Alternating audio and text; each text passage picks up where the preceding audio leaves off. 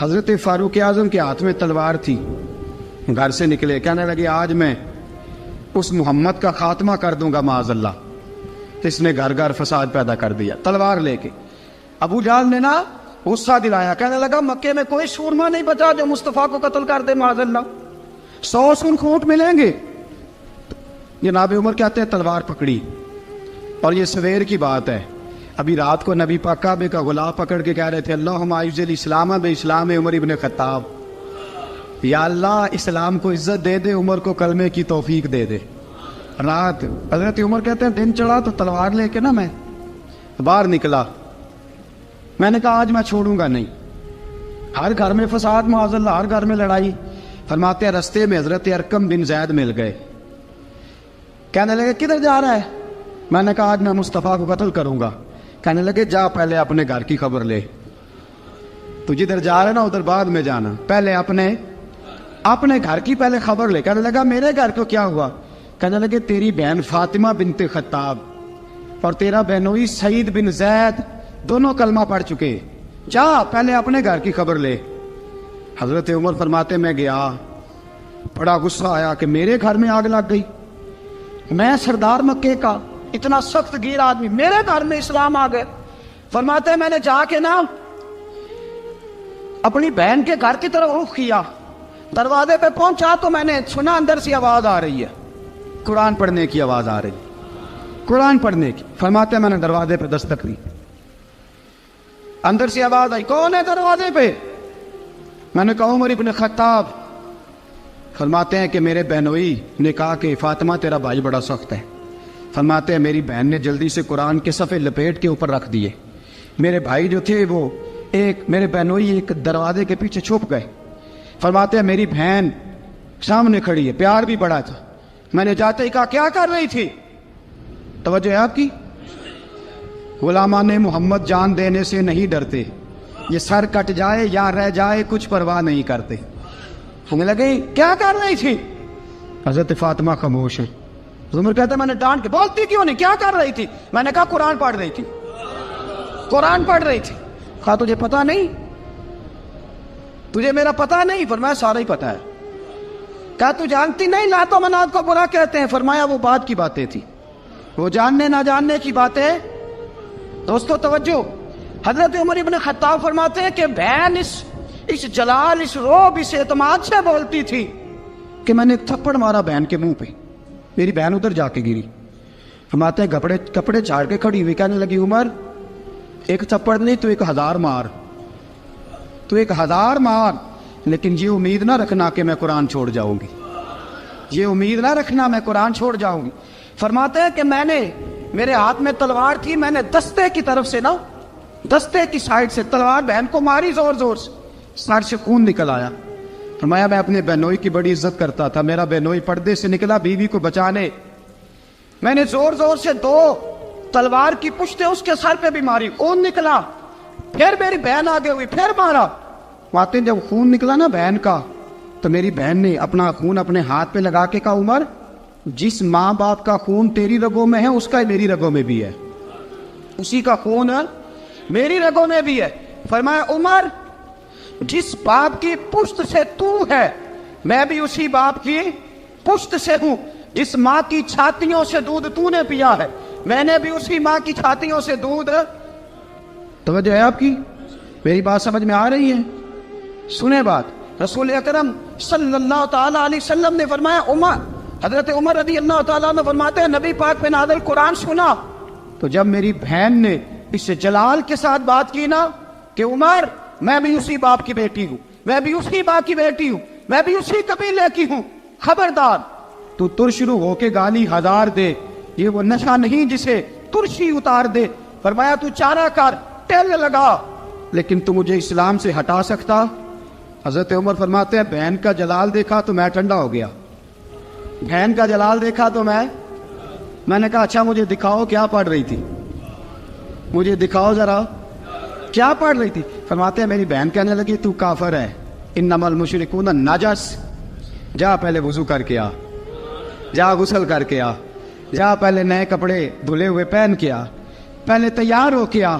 حضرت عمر فرماتے ہیں میں تیار ہو کے آیا، میری بہن نے جھولی میں صفحے رکھے، قرآن پڑھے بہن، سنے بھائی، اللہ تقدیر بدل دیتا ہے۔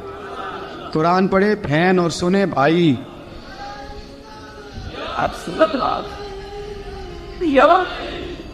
قرآن پڑھے بھائی اور سنے بہن، اللہ تقدیر۔ لیکن آج بہن بھائی قرآن تو سنتے سناتے ہی نہیں نا، یہ تو رواج ختم ہو گیا نا۔ وہ قوم جو کل لڑتی تھی ننگی شمشیروں کے ساتھ، وہ آج سینما دیکھنے جاتی ہے اپنی ہمشیروں کے ساتھ۔ معاذ اللہ، نعوذ باللہ، استغفر اللہ۔ ہمارا وہ حال نہیں رہا جو تھا۔ حضرت عمر فرماتے ہیں بہن نے قرآن پڑھا، میں نے قرآن سنا، پتہ نہیں قرآن میں کیا لذت سی، میں رو رو کے بے حال ہو گیا۔ فرماتے ہیں میرے جیسا سخت آدمی، میرے جیسا سخت جو کبھی نہیں رویا تھا، آج قرآن سنا۔ فَإِذَا سَمِعُوا مَا أُنزِلَ إِلَى الرَّسُولِ تَرَىٰ أَعْيُنَهُمْ، جب قرآن، اللہ کا قرآن پڑھا جاتا ہے جو رسول پہ آیا، تو لوگوں کی آنکھوں کو تم دیکھو گے، ان کی آنکھوں میں آنسو ہوتے ہیں۔ فرمایا میں رو رو کے بے حال ہو گیا۔ میری بہن کہنے لگی بھائی کیا پروگرام ہے؟ میں نے کہا مجھے بھی لے چلو، مجھے بھی لے چلو۔ کہا چلو۔ فرمانے لگے ذرا ٹھہر جاؤ، میرے نا ہاتھ باندھو رسیوں کے ساتھ، نا میرے ہاتھ پیچھے میرے ہاتھ باندھ لو، گلے میں میری تلوار لٹکا لو، میں مارنے آیا تھا، اب میں مجرم بن کے جانا چاہتا ہوں، مجرم بن کے۔ اور ہمارے شیخ فرمایا کرتے تھے استاد گرامی، حضرت عمر فرمانے لگے مجھے مارتے مارتے لے کے جاؤ، میں چونکہ مارنے آیا تھا نا مجھے۔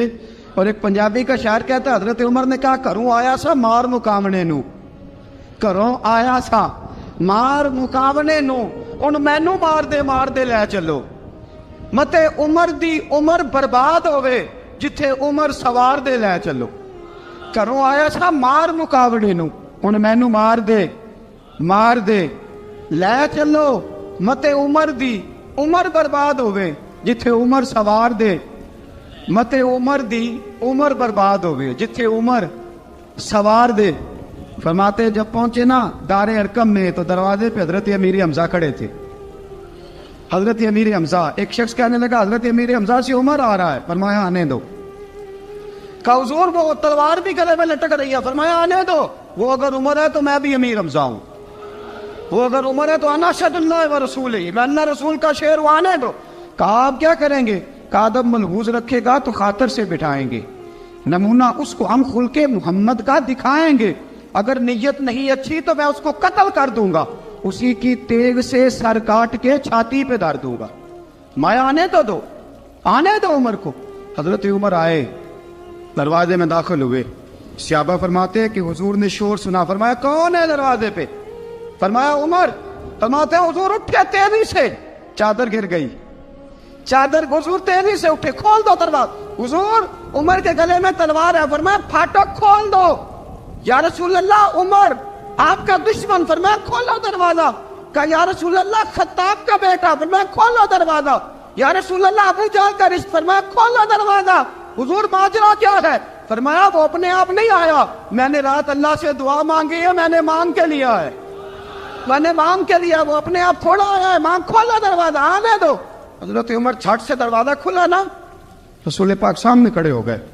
کیا منظر تھا؟ ابو بکر فرماتا ہے تمہیں کیا بتائیں کیا منظر تھا؟ حضرت ارقم فرماتے ہیں تمہیں کیا بتائیں کیا منظر تھا؟ میرے حبیب کی گردن تنی ہوئی ہے، آنکھوں میں آنسو بھرے ہیں پر نیچے نہیں گرتے، آنسو بھرے ہیں آنکھوں لیکن نیچے ٹپکتے نہیں۔ میرے رسول پاک آگے بڑھے، عمر کی گردن جھکی ہوئی ہے، عمر اوپر نہیں دیکھتے، حضور آگے بڑھے، جا کے حضرت عمر کا کندھا زور سے ہلایا، فرمایا کیا پروگرام ہے تیرا، کیا ارادہ ہے تیرا، بول۔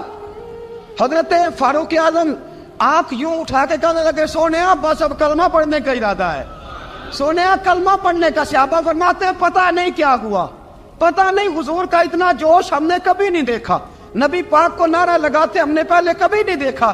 جب عمر نے کہا نا سونیا کلمہ پڑھنے آیا ہوں، فرماتے ہیں رسول پاک کے جو آنسو بندھے ہوئے تھے نا وہ ٹپ سے نیچے گرے اور حضور نے فرمایا اللہ اکبر، اللہ اکبر۔ فرماتے ہیں حضور نے جب اللہ اکبر کہا تو سارے صحابہ بھی کہنے لگے اللہ اکبر، اللہ اکبر، اللہ اکبر۔ حضرت عمر فاروق کا عدل اور حضرت فاروق اعظم کا انصاف، اس کو دنیا جانتی بھی ہے مانتی بھی ہے۔ حضرت فاروق اعظم رضی اللہ تعالیٰ عنہ قاضیوں کا تقرر کرتے وقت سب سے زیادہ احتیاط کرتے تھے کہ بندہ کس قسم کا ہے، اس کا مزاج کیا ہے، معاشرے میں اس کا وقار کیسا ہے، اس حساب سے اس کو تقرر کرتے تھے قاضی کے لیے۔ اور کیا حال تھا؟ حضرت زید بن ثابت رضی اللہ تعالیٰ عنہ کو آپ نے قاضی مقرر کیا، بعد میں معزول کر دیا۔ کیوں آپ نے معزول کیا ہے؟ تو حضرت عمر کہنے لگے اس کی وجہ ہے، ایک دن ایک شخص نے، حضرت ابی بن کعب نے مجھ پر مقدمہ کیا، حضرت عمر پر مقدمہ کر دیا، تو فرماتے ہیں کہ میرے سامنے میں دیکھ رہا تھا، جب میں عدالت میں پہنچا تو زید بن ثابت نے میرا کھڑے ہو کے استقبال کیا، اور جب مدعی آیا ہے تو وہ بیٹھے رہے ہیں۔ تو میں نے کہا کہ جب آپ دونوں میں ملتے وقت انصاف نہیں کر رہے تو فیصلے میں کیسے انصاف کریں گے؟ آپ اس قابل نہیں کہ آپ کو قاضی بنایا جائے، معزول کر دیا۔ اگر میں بحیثیت مجرم، بحیثیت ملزم آیا ہوں، اگر آپ نے میرا کھڑے ہو کے استقبال فرمایا تو پھر مدعی کا تو زیادہ حق بنتا تھا۔ اور ہم پر اعتراض ہے کافر کا، وہ کہتے ہیں تم عدل نہیں کر سکتے۔ بولا آدمی ہے نا، وہ دیکھتا ہے آج کل کے مسلمانوں کو، آج کل کے مسلمانوں کو دیکھ کے رائے قائم کرتا ہے۔ ہم اسے کہتے ہیں ہاں آج کل کے مسلمان نہ دیکھ، وہ جنہوں نے ڈائریکٹ نبی پاک کی نکاح سے فیض پایا تھا انہیں دیکھ، ڈائریکٹ جو رسول پاک کی نکاح کے فیض یافتہ تھے، عدل و انصاف سے بھر دی دنیا۔ حضرت فاروق اعظم، حضرت عمرو بن عاص مصر کے گورنر تھے، حضرت فاروق اعظم نے انہیں متعین کیا تھا۔ ان کے بیٹے کا مصر میں جھگڑا ہو گیا کسی عام آدمی کے ساتھ، گورنر کے بیٹے کا، اور گورنر کے بیٹے نے اس مصری کو، ایک عام آدمی کو درے مارے۔ تجھے پتہ نہیں میں گورنر کا بیٹا ہوں؟ مصری نے کیا کیا؟ گھوڑے پہ بیٹھا سیدھے مدینے آ گیا، سیدھا مدینے۔ حضرت فاروق اعظم کے در دولت پہ پشت سے کپڑا اٹھایا، پشت سے اس نے اپنے نشان دکھائے تو جناب عمر کی آنکھوں میں آنسو آ گئے۔ ایک عام آدمی ہے، جانتے کوئی نہیں، تمہیں رو پڑے، اتنا ظلم، اور میری سلطنت میں کوڑے برسے تیری پشت پہ، فوراً بھیجا، جاؤ بلا کے لاؤ۔ حضرت عمر بن عاص اپنے بیٹے سمیت آئے، بڑی عدالت ہے۔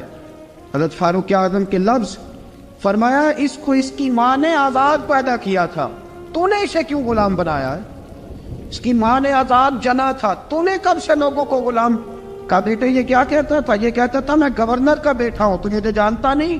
فرمایا اب یہ بڑی عدالت ہے، کوڑا پکڑ اور اس گورنر کے بیٹے کی پشت پہ برسا، اور اسے کہہ تو گورنر کا بیٹا ہے، میں محمد کا غلام ہوں صلی اللہ تعالی علیہ وسلم۔ اسے بتا، اسے اب بتلا کہ تو گورنر کا بیٹا ہے نا، میں نبی پاک کا غلام ہوں، اور جو مصطفیٰ کے غلام ہوتے ہیں وہ سارے برابر ہوا کرتے ہیں۔ حضرت فاروق اعظم کا عدل، جناب فاروق اعظم کا انصاف، جناب فاروق اعظم رضی اللہ تعالیٰ عنہ۔ روم کا ایلچی آیا نا حضرت عمر فاروق کے پاس، تو وہ کہتا ہے میں پیغام لے کے آیا اپنے بادشاہ کا، اور میں سفیر تھا، میں بڑے ملکوں میں گیا، بڑے بادشاہ دیکھے، بڑے امیر دیکھے۔ حضرت فاروق اعظم رضی اللہ تعالیٰ عنہ کے دربار مجھے بھیجا گیا، جب پہنچا تو میں نے مسلمانوں سے کہا تمہارے بادشاہ کا دربار کہاں ہے؟ انہوں نے کہا نہ ہمارا بادشاہ ہے نہ کوئی دربار ہے، نہ بادشاہ ہے نہ کوئی۔ اچھا تو پھر وہ کدھر بیٹھتے ہیں؟ کہا یا مسجد میں ملیں گے یا اپنے جھونپڑے میں ملیں گے۔ تو کہا تمہارا بادشاہ بھی کوئی نہیں؟ کہا بادشاہ نہیں، ہم مومن ہیں، ہمارا ایک امیر ہے جسے امیر المومنین کہا جاتا ہے۔ وہ شخص کہتا ہے میں مسجد گیا، میں نے کہا عمر کدھر ہے؟ انہوں نے کہا جی ابھی نکلے تھے، ادھر ہی ہوں گے۔ میں نے کہا یہ کیسا بادشاہ ہے؟ کوئی کہتا ادھر ہوں گے، کوئی کہتا ادھر ہوں گے۔ یہاں تو صوبائی وزیر صاحب سڑک سے گزرے تو سارے روڈ 3 گھنٹے بلاک رہتے ہیں، اور یہ کیا چکر ہے کہ لاکھوں مربع میل کا حکمران، کوئی کہتا اس گلی میں گیا، کوئی کہتا اس گلی میں گیا، یہ کیسا بادشاہ ہے؟ کدھر ہے عمر؟ انہوں نے کہا یہی تھا۔ دوسرے سے پوچھتا جو وہ باغ کی طرف گئے، باغ میں گئے تو وہ ایلچی کہتا ہے میں نے باغ والے سے پوچھا کہ یہاں تمہارا امیر کدھر ہے؟ انہوں نے کہا وہ درخت دیکھ رہے ہو؟ کہا حضرت دیکھ رہا ہوں۔ اس درخت کے نیچے وہ ایک شخص جو سویا ہوا ہے نا، مٹی کا ڈھیلا سرہانہ بنا کے، وہ درخت کے نیچے مٹی کے ڈھیلے کا سرہانہ بنا کے جو بندہ سویا ہے وہی ہمارا امیر ہے، وہ سامنے۔ حضرت سیدنا عمر فاروق کے پاس وہ بندہ جا کے کھڑا ہو گیا. وہ کہتا ہے کہ پسینہ گر گر کے نا مٹی کے ڈھیلے پہ گارا بنا رہا تھا. پسینہ گر گر کے مٹی کا ڈھیلا, وہ تر تھا. حضرت فاروق اعظم سو رہے تھے. کہنے لگا میں بیسیوں اور درجنوں بادشاہوں کو دیکھ چکا تھا جن کی آنکھیں 10 گن. حضرت عمر کی آنکھ کھلی, تامت سمیٹی اٹھ کے بیٹھ گئے. کدھر آیا ہے؟ کہنے لگا حضرت جی آیا تو کسی اور کام تھا, آیا تو کسی, لیکن اب کام کوئی اور بن گیا ہے. آپ نے فرمایا اب کیا کام بنا ہے؟ کہنے لگا میرا کام یہ بنا ہے کہ میرا بھی دل کیا میں بھی کلمہ پڑھوں اور نبی پاک کا غلام بن جائے. یہ کام بن گیا. اور ساتھیوں بس مدینے میں وہ دن بڑا عجیب تھا جب سیدنا فاروق اعظم کے بیٹے کا معاملہ آ گیا.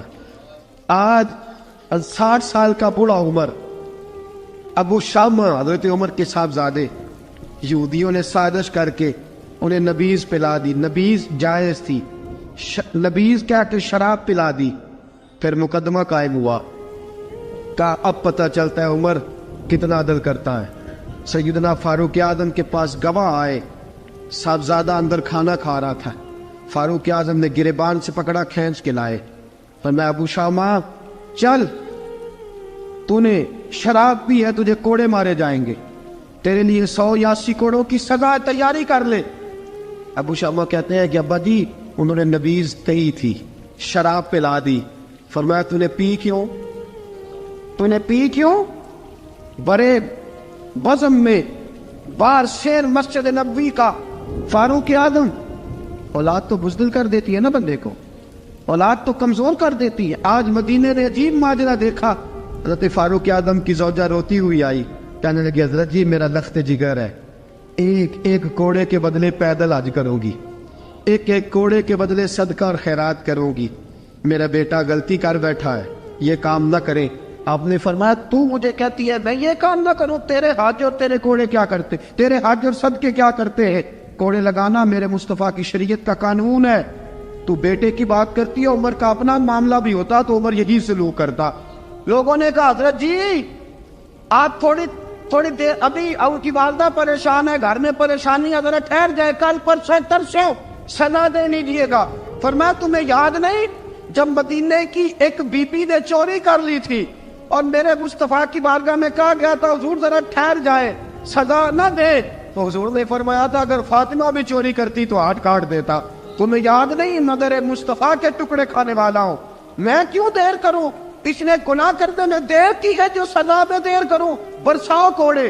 حضرت افلا نامی غلام, حضرت جی آپ کا لخت جگر ہے. فرمایا لخت جگر نہ دیکھ, مصطفیٰ کا قانون دیکھ.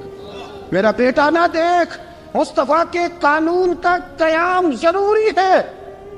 اگر علی بیٹے کی قربانی دے سکتا ہے, اگر لوگ فاطمہ کے بیٹے کی قربانی یاد رکھیں گے تو تاریخ کبھی بھی عمر کے بیٹے کی قربانی نہیں بھولے گی. فرمایا غلطی سے ہو گیا یا جیسے بھی, اسے خیال کرنا چاہیے تھا. کوڑے لگاؤ. 80 کوڑے لگے تو بیٹے کی روح پرواز کر گئی. جب جوان بیٹا کسی کا, کوثر نیازی نے کہا تھا باپ کا جنازہ اٹھانا بڑا آسان پر بیٹوں کے جنازے اٹھانے بڑے مشکل ہیں. جب فاروق اعظم کا بیٹے کا انتقال ہوا, بیٹے نے آنکھیں کھولی, باپ کی طرف دیکھا تو سیدنا فاروق اعظم عدل و انصاف 2 آنسو آنکھوں میں آئے. کہ بیٹا حضور سے جا کے کہنا کہ عمر نے بیٹا نہیں دیکھا, کا تیرا قانون دیکھ, جا کے حضور سے میرا پیغام دینا. حضرت ابو شامہ رضی اللہ تعالیٰ عنہ وصال کر گئے. تاریخ کیسے کیسے منظر ازالت الخلفاء شاہ ولی اللہ کی بطور والا پیش کرو.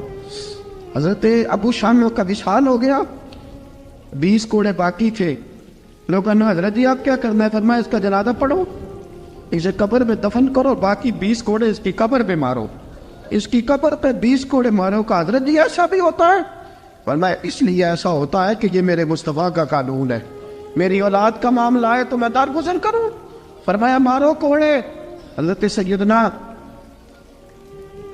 حذیفہ بن یمان فرماتے فاروق اعظم بیٹے کی قبر پہ کھڑے تھے, داڑھی آنسوؤں سے بھری ہوئی تھی.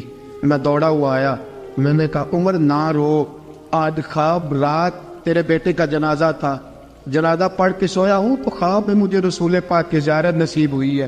نبی پاک خواب میں تھے تو 2 سبز غلے तेरे बेटे को पहना रखे थे और रसूल पाक की बगल में खड़ा था।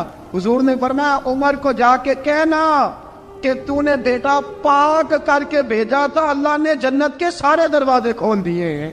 अल्लाह ने उमर को मेरा सलाम कहना और उसे कहना उमर तेरा हुदूदुल्लाह कायम करना खुदा को भी पसंद है, मुस्तफ़ा को भी पसंद। साथियों, उमर इंतकाल कर गए। 26 ज़िलहज को जख्म लगा। यकब और रम का दिन, आज का दिन हज़रत फ़ारूक आज़म को याद रखना, लोगों को बताना, दिन भर उमर की बातें करना, खिराज तहसीन पेश करना। हज़रत फ़ारूक आज़म को जख्म लगा।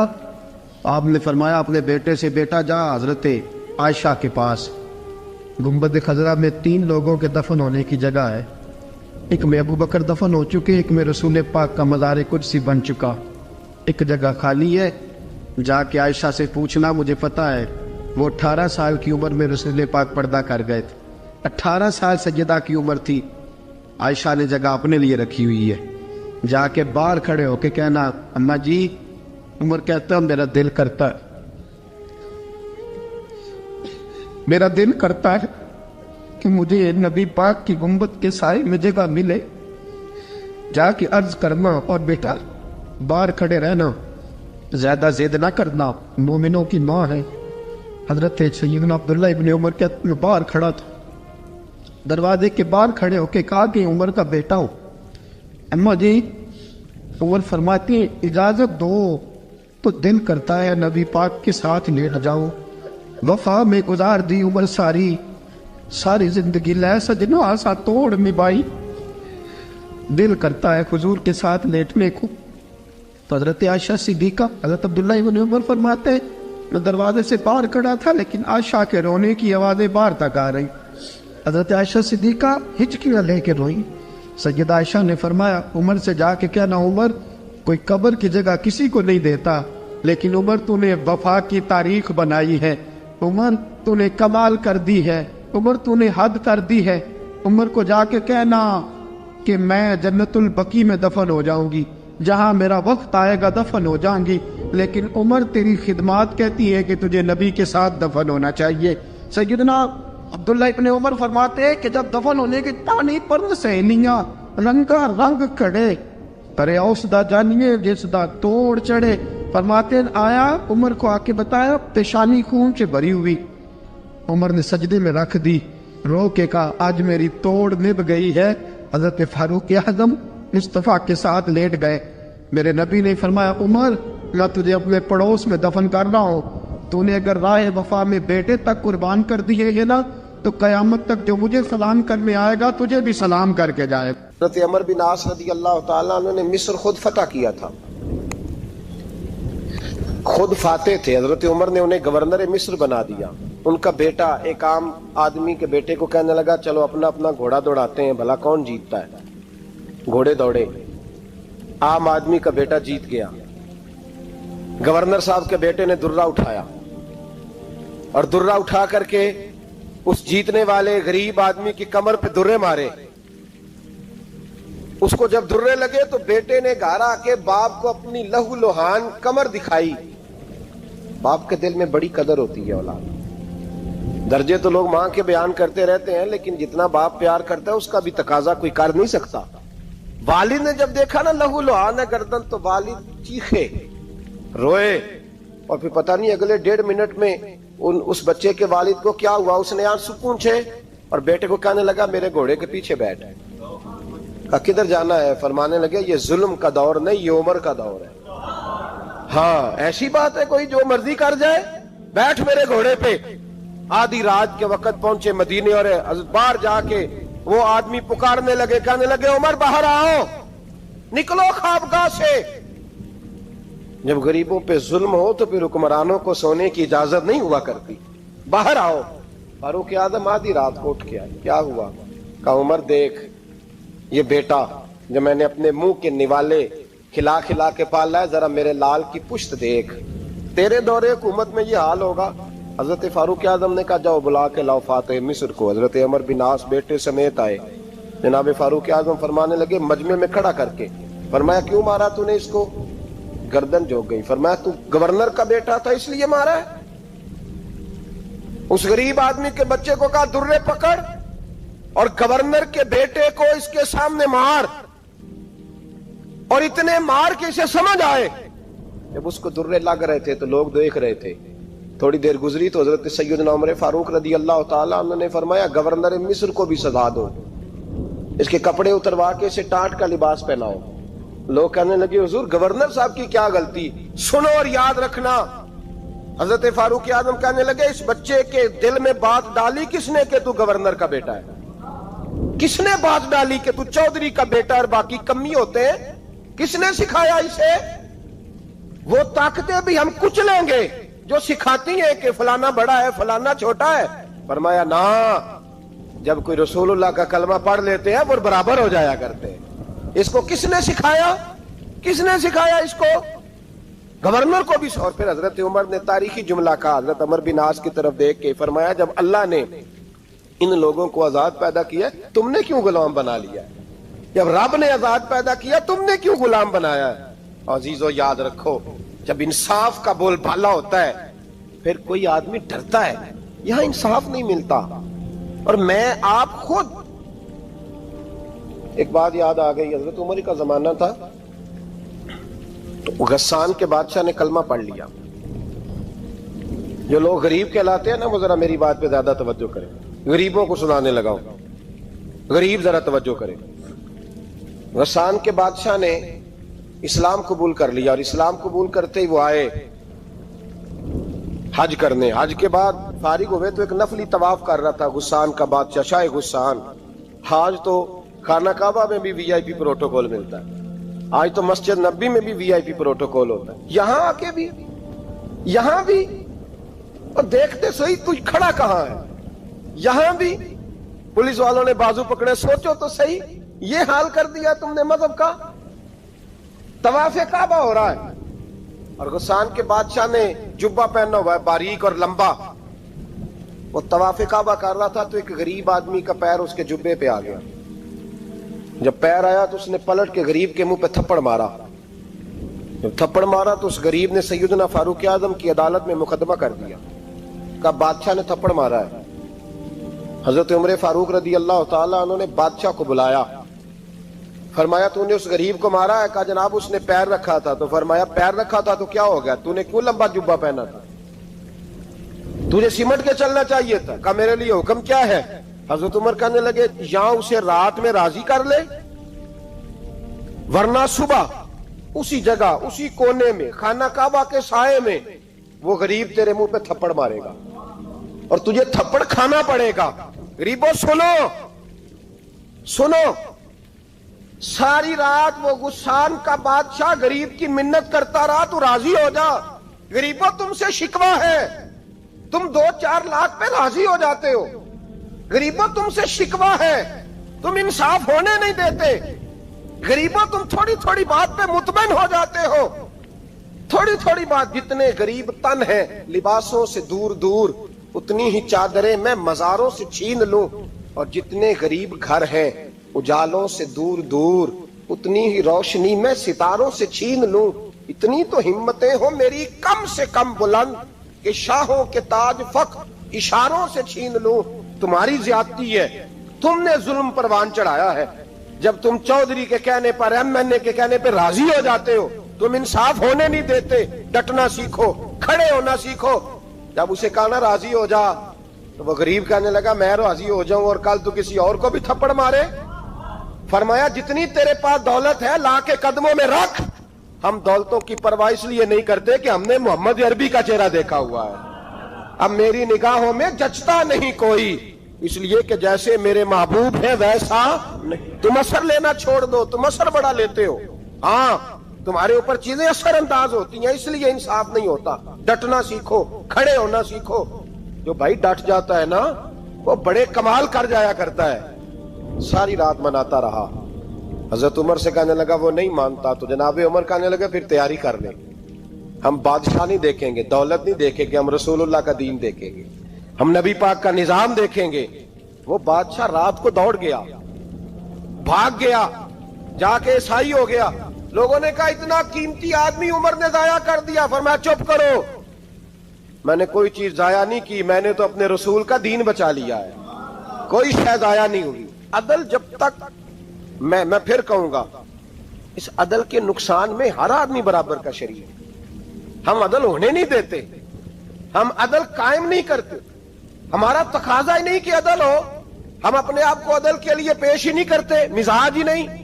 حضرت علی المرتضیٰ ایک جری انسان تھے, اور وہ علی تھے جن پر انسانیت رشک کرتی, اور مولا علی وہ ہستی تھے کہ میرے مصطفیٰ کریم صلی اللہ تعالی علیہ وسلم نے فرمایا اس کے دیدار کو تو فرشتے بھی آیا کرتے ہیں, نہ بڑا آدمی. اور پھر امیر المومنین خلیفۃ المسلمین حضرت علی, خود مولا علی نے حضرت قاضی شریح کو قاضی بنایا, چیف جسٹس بنایا, اپنے ہاتھوں سے تعیناتی کی.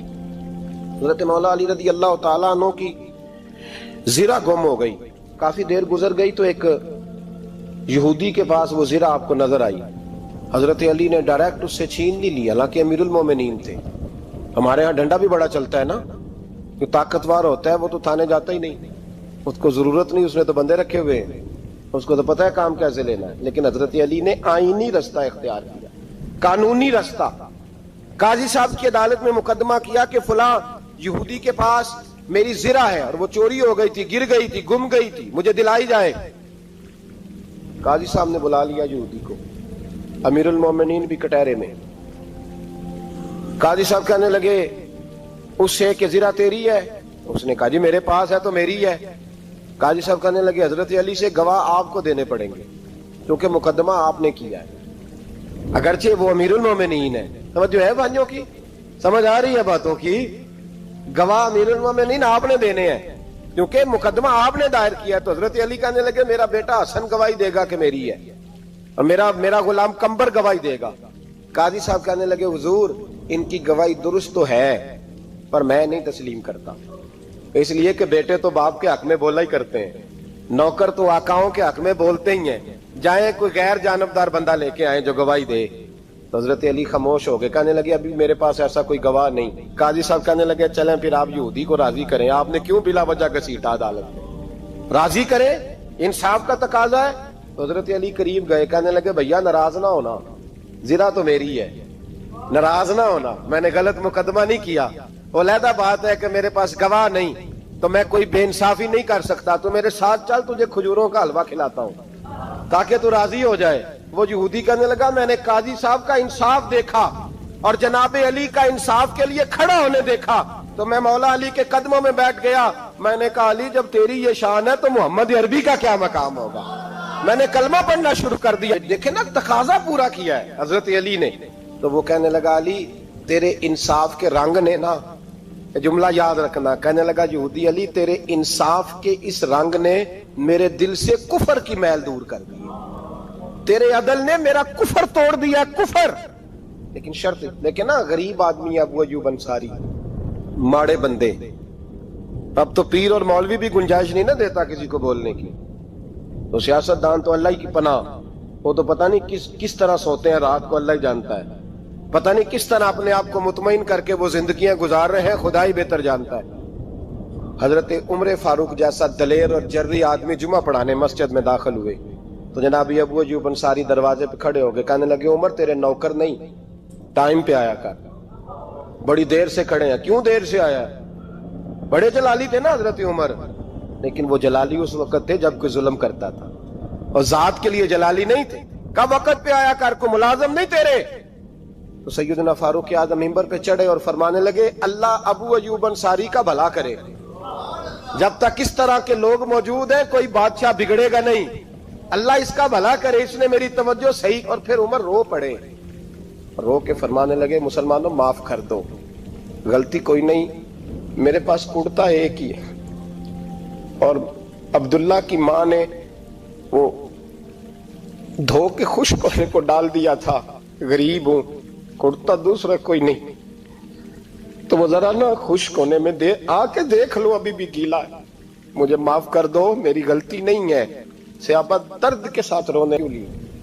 یہ انصاف ہے, یہ عدل ہے, کیوں لی دو؟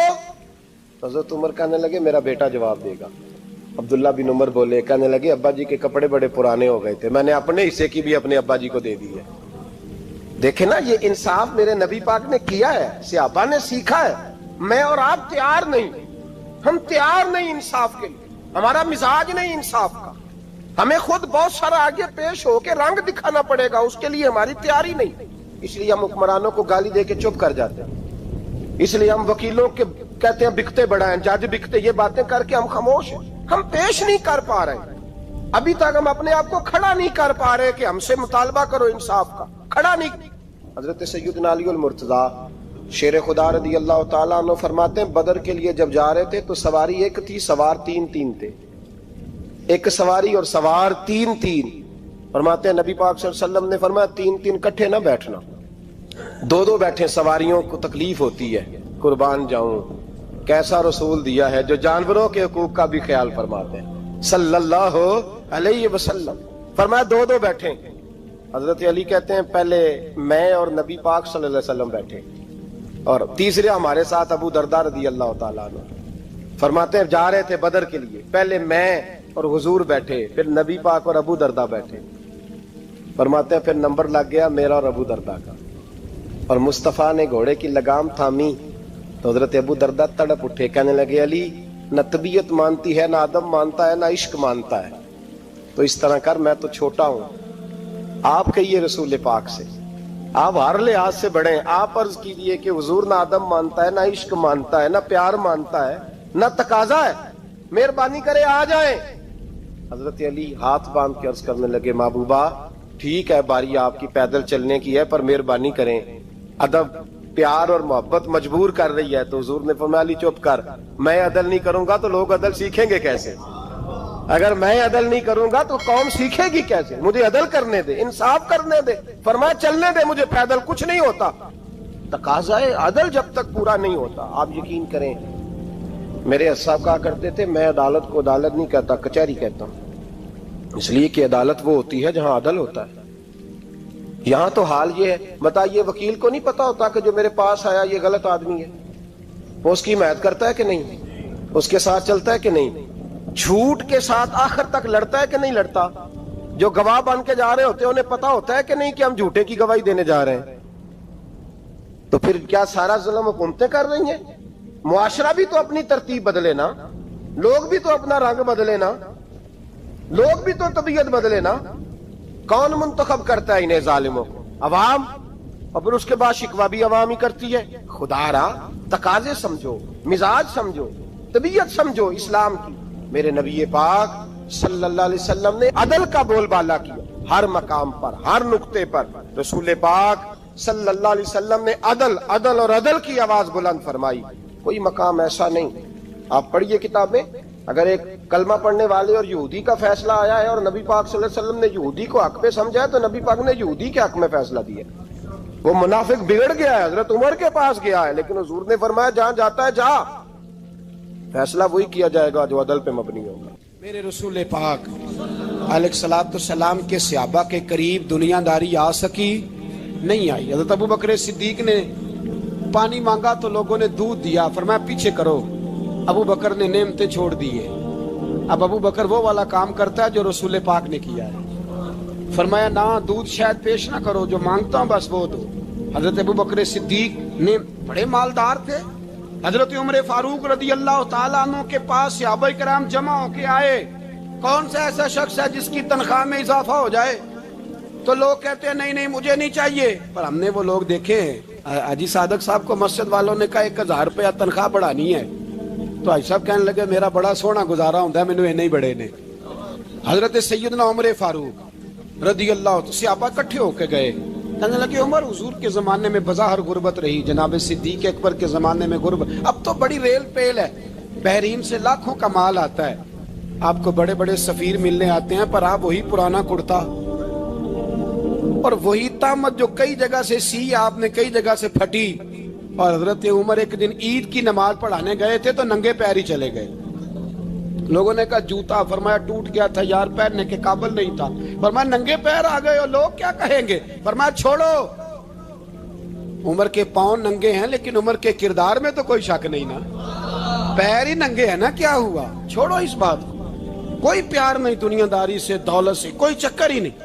حضرت سیدنا عمر فاروق رضی اللہ تعالیٰ عنہ کو صحابہ نے کٹھے ہو کے کہا، یہ ہے امت کے بیدار ہونے کے طریقے جو عرض کر رہا ہوں۔ کہا جناب آپ اب بڑا مال غنیمت ہے، اور جس طرح ہر صحابی کا حصہ ہے آپ کا بھی حصہ ہے، تو ایک نیا کرتا ہی ڈال لیں آپ خرید کے۔ اب جب مشورہ ہو گیا صحابہ میں تو کہنے لگے عمر سے بات کون کرے گا؟ نیا کرتا پہننے کی عمر سے بات کس کو برا لگتا ہے جی؟ نیا کرتا کون بات کرے گا؟ حضرت سیدنا علی المرتضیٰ کا انتخاب ہوا۔ کہنے لگے مولا علی کی بڑی عزت کرتے ہیں، ان سے بڑا پیار کرتے ہیں، ان سے بات کرتے ہیں۔ تو حضرت علی کو بلایا گیا، عرض کی حضور مہربانی فرمائیں حضرت عمر سے کہے نئے کرتے کے لیے۔ آپ فرمانے لگے عمر میری بڑی قدر کرتا ہے، بڑی بات سنتا ہے، پر یہ والا کام نہیں میں عمر سے کہہ سکتا، یہ کسی اور سے کہو۔ تو کہنے لگے آپ رہنمائی کر دیں کس کو کہیں؟ تو جناب علی المرتضیٰ فرمانے لگے اگر حضرت عائشہ صدیقہ سے کہو گے تو عمر فوراً مان جائے گا، وہ مومنوں کی ماں ہیں۔ صحابہ حضرت عائشہ کے پاس، اماں جی عمر کو بلائیں، ان کو کہیں بڑے بڑے سفیر آئے ہوتے ہیں، وہی پرانے کپڑے پہن کے بیٹھ جاتے ہیں۔ اللہ اکبر۔ حضرت عائشہ نے پیغام بھیجا، فرمایا عمر کو بلاؤ۔ عمر فاروق دوڑے ہوئے آئے، پردے کے پیچھے حضرت عائشہ کے پاس گھٹنوں کے بل، اماں جی دیر تو نہیں کر آیا میں آنے میں؟ حکم ہو، حضور کے گھر سے پیغام آیا، بڑے بڑے سفیروں کو چھوڑ کے بھاگے۔ حضرت عائشہ صدیقہ کہنے لگی عمر دیکھو جائز پیسے ہوں تو اسلام اچھے لباس سے منع نہیں کرتا، اب بڑا بڑا مال آیا ہے، اب تیرا بھی حصہ ہے، تو صحابہ کرام کی خواہش ہے کہ نیا کرتا پہن لو، بڑے بڑے سفیر آتے ہیں، حرج بھی کوئی نہیں، جائز بھی ہے، کوئی منع نہیں۔ حضرت عمر نے گردن جھکا، جی اماں جی، جی اماں جی، جی اماں جی۔